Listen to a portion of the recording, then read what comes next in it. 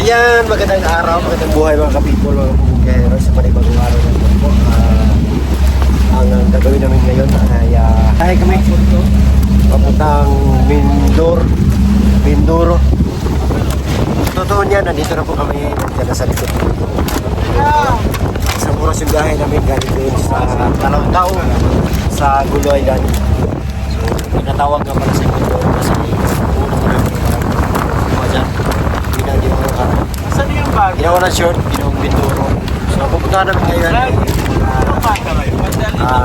Ay, ba't Natutulungan namiha sa van?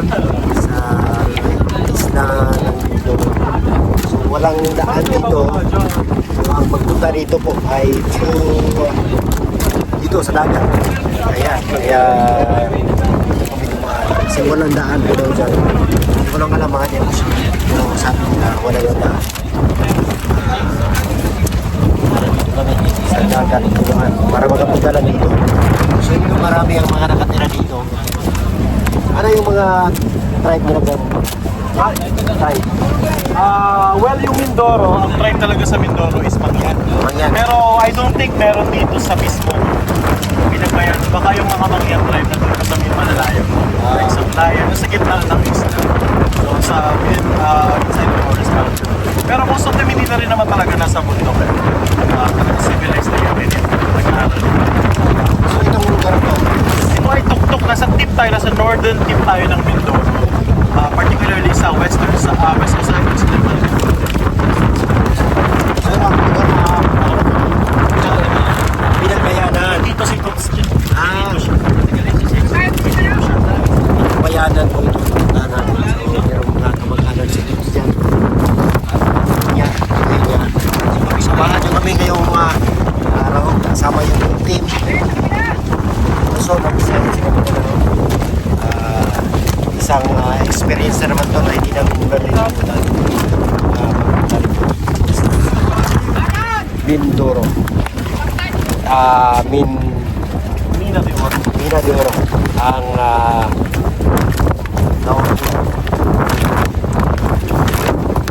pinaka main. So dito may makikita natin marami ng mga sa tingin ko maganda yung lupain dito. Kasi yung mga niyog, ayan, ang tataba ng mga niyog. May mga naliligo. Para na siyang katulad dun sa mataba na yung lupa. May mga puno naman na brown. Yes, sa brown. Galing dito pa, ang ganda na siya. Bundok talaga siya. Mountain sa Mindoro. So, ayan, let's go to experience Abot pala dito tayo. sa Pinamalayan. Pinamalayan, no? Ha? Pinagbayanan. Ay, pinagbayanan Ano ba pala. yun? Pinagbayanan pala to. Tara na! Nandito na kami! Let's go!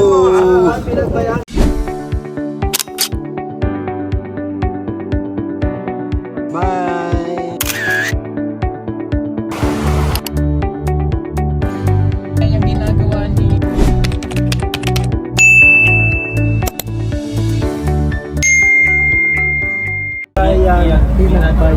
Pinagbayanan. Ibig sabihin Kaya nakalapag nun, pinagbayanan.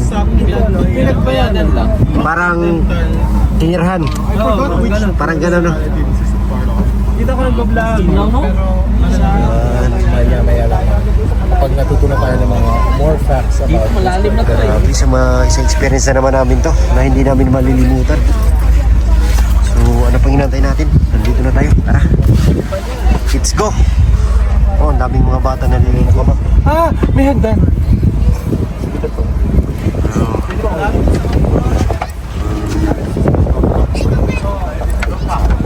Taba na ng lupa yung dito.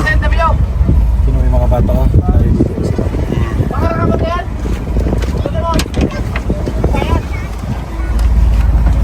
So, medyo malayo din yung biyahe namin. Mahigit isang oras.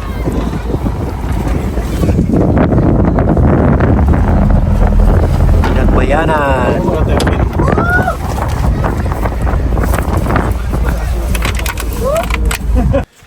So ayan, dito na talaga kami sa mainland ng Mindoro po mga kababayan.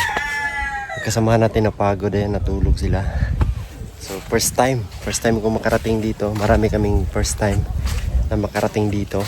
So ito po ay Pinagbayanan. Barangay Pinagbayanan yata ang lugar dito. Walang daanan dito gaya ng sabi ko kanina, walang daanan. So walang way para papunta doon sa pinakabayan talaga ng Mindoro. So true, karagatan lang yung daanan. Pero ang plan namin, dito lang kami mag-stay at matulog. So malaman na lang natin mamaya kung ano yung mga gagawin namin. So dito po nag-iikot-ikot si Toots TV, nagcha-charity dito sa lugar na to. So makikita po natin dito is mataba na yung lupa kasi yung kabundukan is ano na po siya, marami ng mga pananim, mga niyog. Nakikita natin mga punong kahoy dito, matataas, matatangkad, malalaki. At meron ding mga fishing boat. Ayan, mga fishing boat.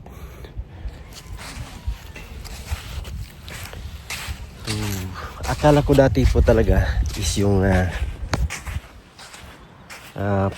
part ng Luzon ay wala nang ganito, yung ganyan ba na talagang probinsyang probinsya. So bago ko lang din nalaman nang mapunta ako dito, ang inakala ko talaga is yung doon na lang sa part ng Mindanao yung mga ganito. So nakakatuwa lang isipin kasi makikita natin yung nature na hindi pa talaga nagalaw o hindi nasira yung kalikasan. So nakakatuwa na makita po ng ganyan. So natutuwa po ako pag may makita ako ng mga green na kabundukan gaya po niyan. So na-feel ko po parang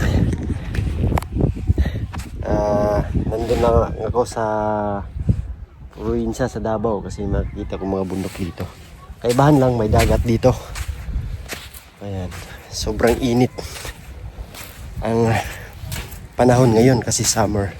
So kailangan uminom talaga ng tubig palagi para di tayo ma-dehydrate. So, kita ako na mga sasakyang pangdagat. So dito po kami nag-stay sa tiyahin ni Toots TV. Ayan. Ang may-ari dito is tiyahin po ni Toots TV. So dito kami mag-stay, dito kami matulog. So pahinga lang muna. Ayan, tulog yung mga kasama natin. Nag-relax si GR. Bagong ligo. Ayan, ang presko pag makikita tayo ng ganito kubo. Malamig yung ugon na bubong. Ito yung place. Maganda presyo yung hangin. So may nakita ko ditong bangka na ginawa. So hindi pa tapos. Ganito pala yung paggawa ng bangka. Ganyan po siya. Ito siguro ang ilagay dito is yung marine plywood Santa Clara o any kind of marine plywood na hindi basta-basta masira. Siguro ito fishing fishing boat. Yan. Doon din sa kabila meron din gawa. So plano namin ni Isto is dito kami matulog mamaya. Try lang namin.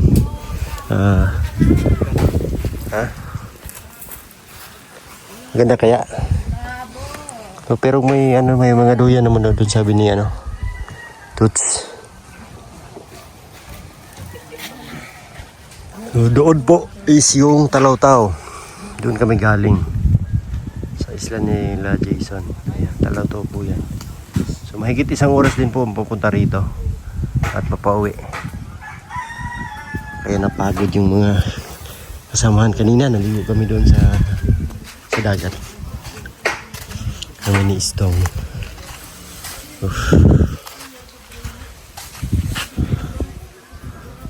Ano na ito? Niyog. Ay wow, katay ng kambing. Ay wow, grabe, ang ganda po. Hapon na po dito. Alas 5:30 ng hapon. Ayan. Nalubog na po yung araw. Ay, ang ganda. Wow. Unti-unti nang nalubog.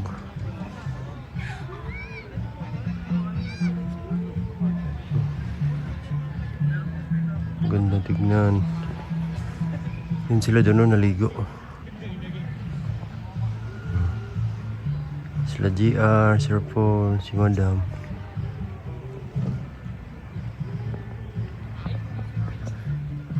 Ganda dito eh.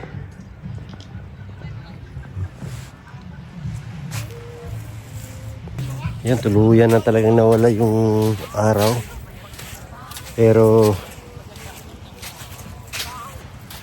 ano pa rin, malinaw pa rin. So hayag pa. Ayun sila doon naligo. So, grabe oh. Dito po kami nga matutulog ngayon, ngayong gabi. First time makarating dito sa mainland ng Mindoro. Pero nandito kami sa Pinabayan. Ano yan? Pinabayan, bayanan, Pinamahayan,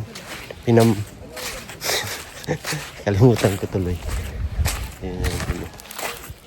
Enjoy sila na naligo. Ang bigay para ng ilaw is yung buwan. Ayan.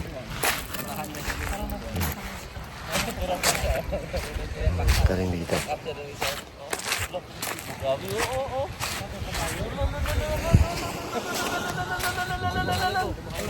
Ligo. Sarap paligo ngayon kasi malamig. Malamig yung panahon. So refreshing. Yeah.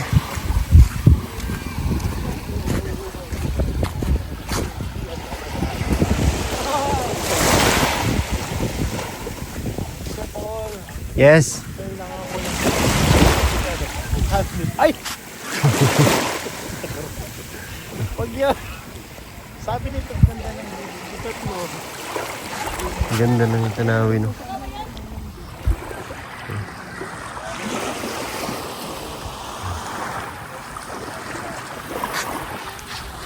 Ganda ng tanawin.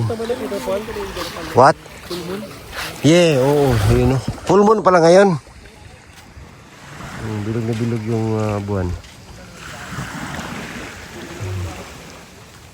Full moon. Tingnan natin kung full moon ba talaga. Full moon nga. Bilog na bilog eh. Bilog na bilog ang buwan. Full moon. Ayan o. Yung mukha. Yung mukha. Bilog na bilog eh. Bilog na bilog na mukha. Bilog na bilog. Ligo ka. Ligo ka na. Ha? Bukas na. Marami pong ano dito. Mga hindi naging sakahan, no? Hindi.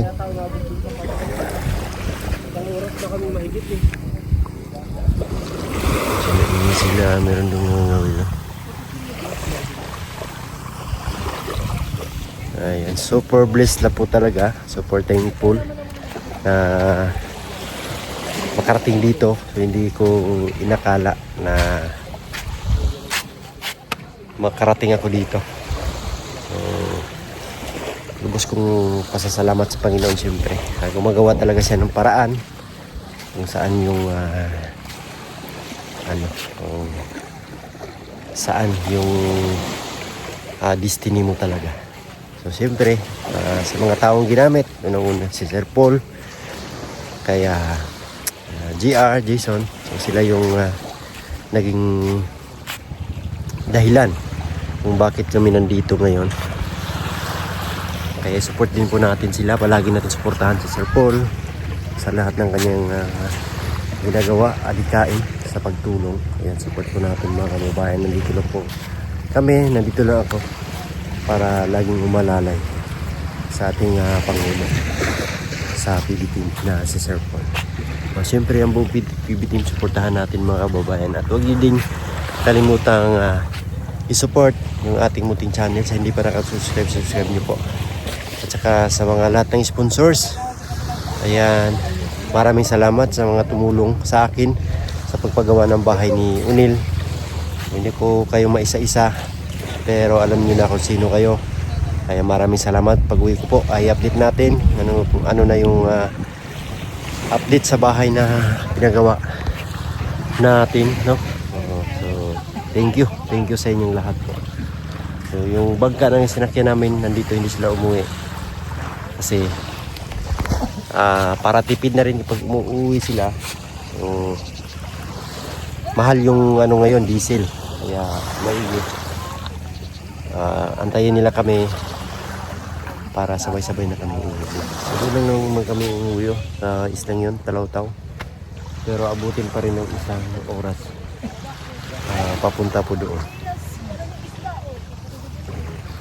Ang raming dito, mga fishing boats. Bago, 2026 pa. Bago. Ito bago rin. Mga bagong gawa. Siguro, bibenta. Ano talaga, for fishing use only. So bawal siya pang cargo or yung passenger. So masipasal tayo dito sa kanilang lugar.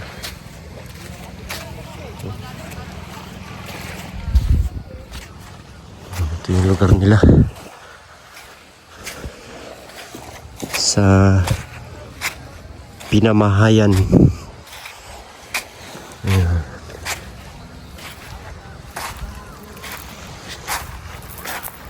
Marami din po yung nakatira dito. Wala pang dito, walang kuryente, walang sandaan. So ang transportasyon po nila ay through dagat po. Sa dagat po sila. Malayo daw yung bayan dito. Dadaan, iikot sila. Kasi dito walang daan. So ikot sila doon hanggang makaparating sila sa bayan. Nasa mga mahigit isang oras dito po yung papunta doon. Tahimik dito na po. Ngayong hapon tahimik na. May school dito. May school. Yung mga bata naglalaro. Malapad yung nila, shoreline. Hanggang doon paikot.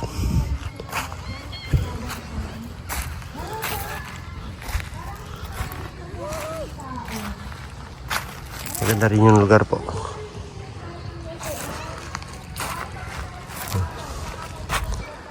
So, yung Lubang Island, ayun yung mataas na yun. Isa no po yun. Ambil, yung sa likod, ayan. So ito naman sa harap is Talautaw. Yung Lubang Island is ito. Ayan, Lubang Island po yan. Kina Sir Paul. So ito po ay parte ng Mindoro Occidental. Mindoro.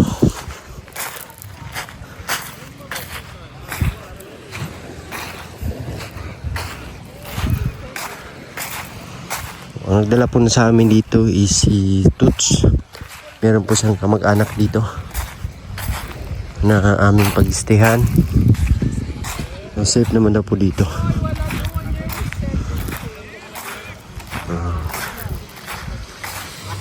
May makikita tayo dito ng mga barko dumadaan. Mga cargo vessel. Or cargo ship. Ayun, no? Ayan, hila-hila siya ng ang malaki, hila-hila ng maliit. Ayan din, oh.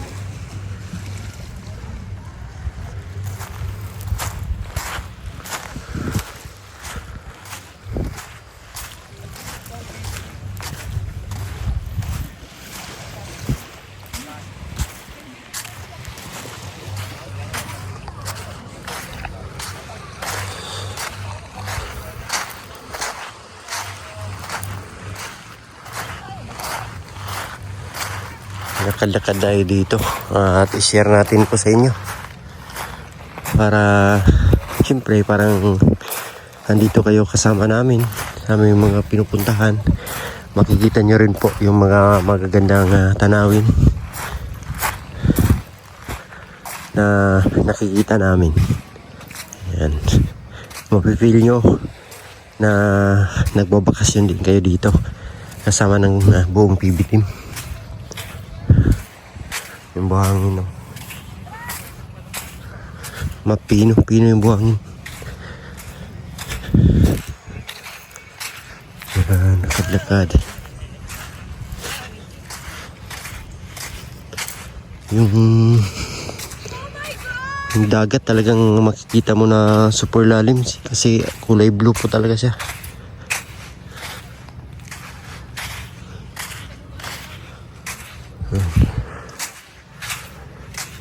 Wow.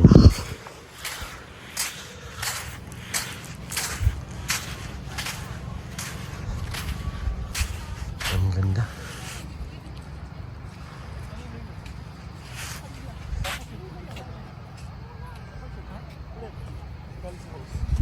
So ayan po, madilim na po dito. Ngayon ay mag-alas 7 na ng gabi. So ayun lang po muna sa ngayon. And I hope nag-enjoy kayo sa aming journey o paglalakbay dito sa iba't ibang isla sa Mindoro. Gusto ko lang pasalamatan lahat ng sponsors, kay Tita Redemption, kay Mama Eileen, sa lahat-lahat ng mga sponsors po. Maraming salamat sa inyong lahat at sa mga charity viewers. Ayan. Thank you so much. We love you all. God bless. Bye-bye.